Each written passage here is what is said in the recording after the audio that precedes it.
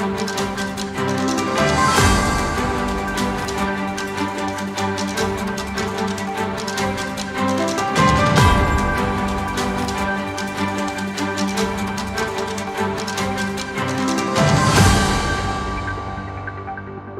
اللہ الرحمن الرحیم۔ السلام علیکم ناظرین کرام، آج ہم آپ کے ساتھ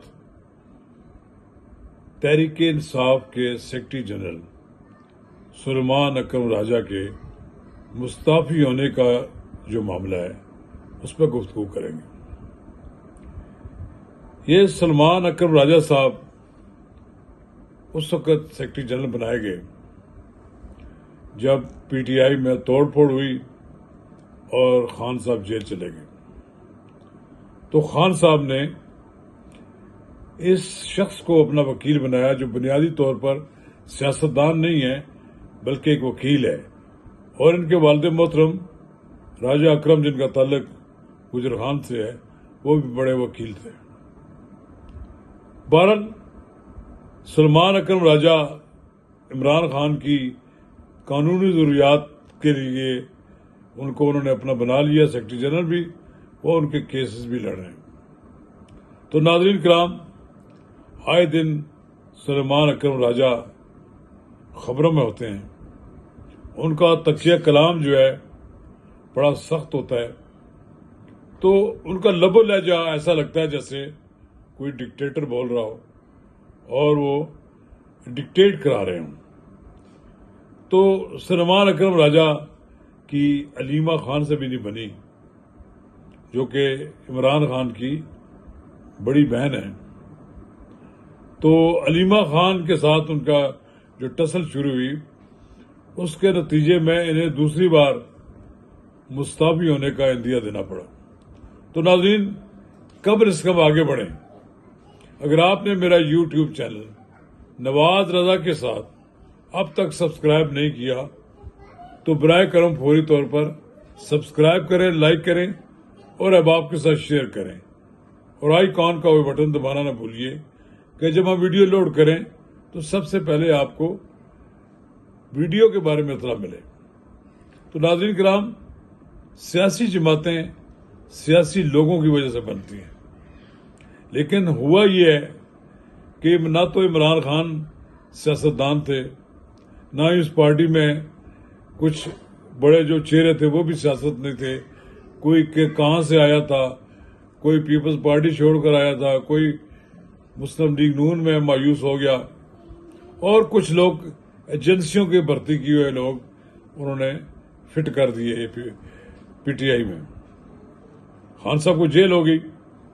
خان صاحب نے پیچھے تو کسی کو پولیٹیکل لیڈر کو تو آنے نہیں دیا۔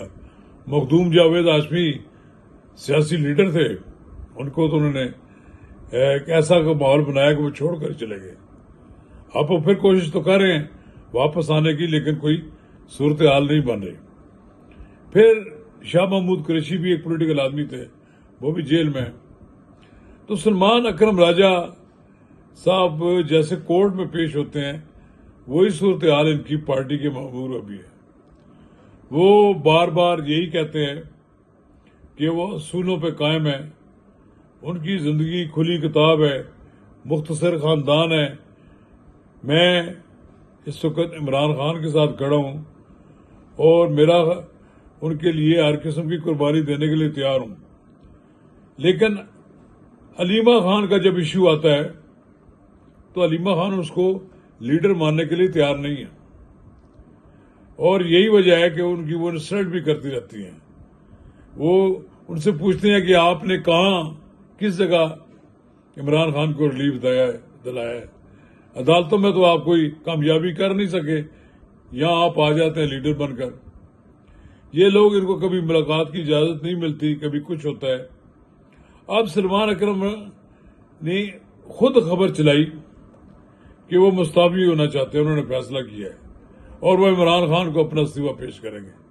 منگل کو ان کی بات ہوئی ہے، کہتے ہیں کہ وہ انہوں نے منع کر دیا ہے، اور انہوں نے کہا نہیں آپ استعفیٰ نہ دیں۔ اگر آپ نے استعفیٰ ہی دینا ہوتا تو آپ سیدھے استعفیٰ دے دیتے۔ یہ ڈرامہ بازی بھی نہ کریں، کہ وہ استعفیٰ دینے کو دل بھی نہ کر رہا ہو اور استعفیٰ دینے کی دھمکی دے کر عمران خان کو بلیک میل کیا جائے، عمران خان کو پریشرائز کیا جائے کہ میں تو چھوڑ کے جا رہا ہوں.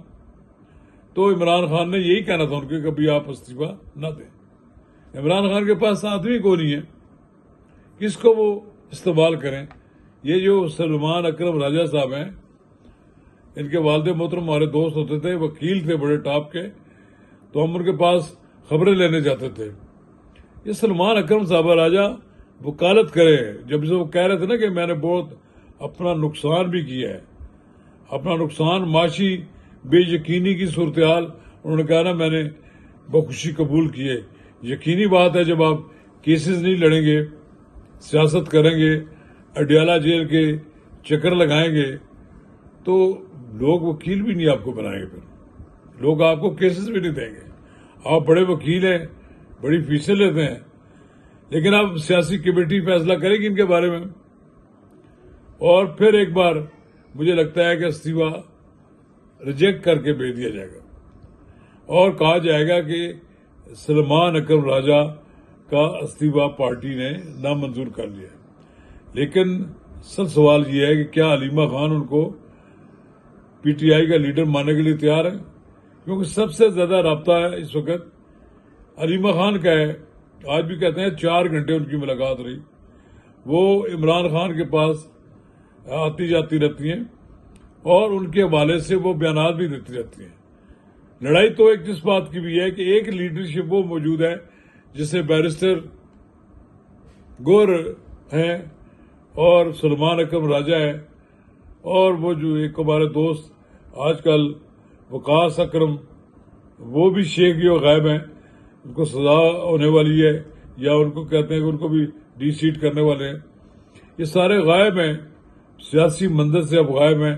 جن کو سزائیں ہوئی ہیں وہ بلوں میں گھس گئے ہیں، اب وہ تو باہر نہیں آتے، اور حکومت بھی ان کو گرفتار کرنے میں کوئی دلچسپی نہیں اس لیے رکھتی کہ ان کو ان کے مفرور رہنا ہی انہیں ایکسیپٹیبل ہے، کہ کم از کم یہ جیلوں میں نہیں رہیں گے تو باہر جہاں بھی رہیں گے چھپے رہیں گے.